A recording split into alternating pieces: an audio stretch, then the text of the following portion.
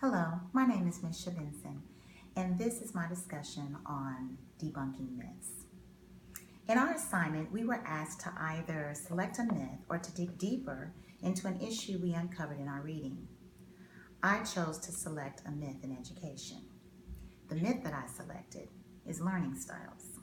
To be honest, the reason I selected this myth was because I was encouraged as a new teacher to use or to focus on learning styles.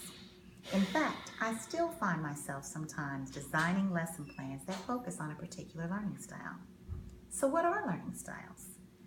In psychological science and the public interest, learning styles are defined as referring to the concept that individuals differ in regard in what mode of instruction or study is most effective for them. In other words, we all have a preference on how we receive information. The myth is that once a learning style is identified, it is believed that the student's understanding of a concept is stronger if it is presented in their desired learning style. However, there has been no concrete research that supports that belief.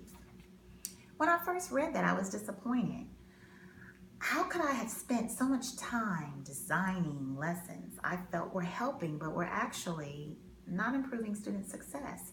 Could I have been that wrong? I started to think through all that we had been studying and began to realize that there are similarities between the techniques in the text and learning styles. The myth of learning styles is inaccurate because it has not been proven to help students succeed. However, the combination of these styles would provide an optimal learning environment.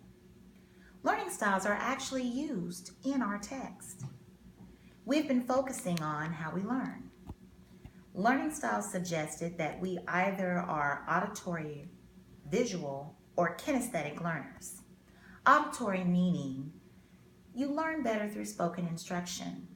Visual meaning you learn better by looking at maps or charts or examples.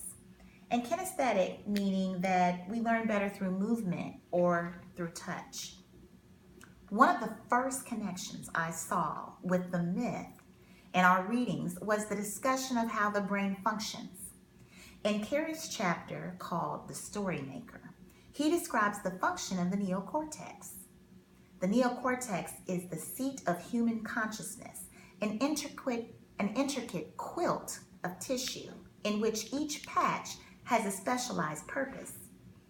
There is an area that controls visual and one that controls auditory. The neocortex is responsible for storing memories. This supports the idea of learning. It supports the ideas of learning styles because it points out the area of the brain that controls visual and auditory, and it points out that those are necessary for memory storage. Carey stresses that everything we commit to memory is there for good. I think as educators, we can all agree that memory is an important aspect of student success. The most powerful way the myth is tied to our text is through interleaving and PLM. Interleaving is the mixing of skills, and PLM is perceptual learning module. How are they connected to learning styles? Well, interleaving actually takes different learning styles and mixes them when presenting content. What's interesting is that when interleaving was tested, many people felt they understood material better when it was presented in their preferred way. However, it was proven that students had a better understanding of material when it was provided in a mixture of ways. I believe the same can be applied to learning styles. If the learning styles are mixed, students would develop a better understanding. Isn't that essentially what interleaving represents? To take the connection a step further is through the relationship with PLM. Perceptual learning is active, and as stated in chapter 9, it applies to all senses: hearing, smell, taste, and feel, as well as vision.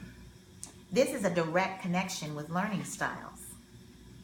In the video on good thinking, it was said that multiple representations of a concept are typically more helpful than just one. This is true of all students regardless of learning styles. Our focus as educators should be to provide a well-rounded education. The inaccuracy of the myth is that students excel when you focus on their individual learning style.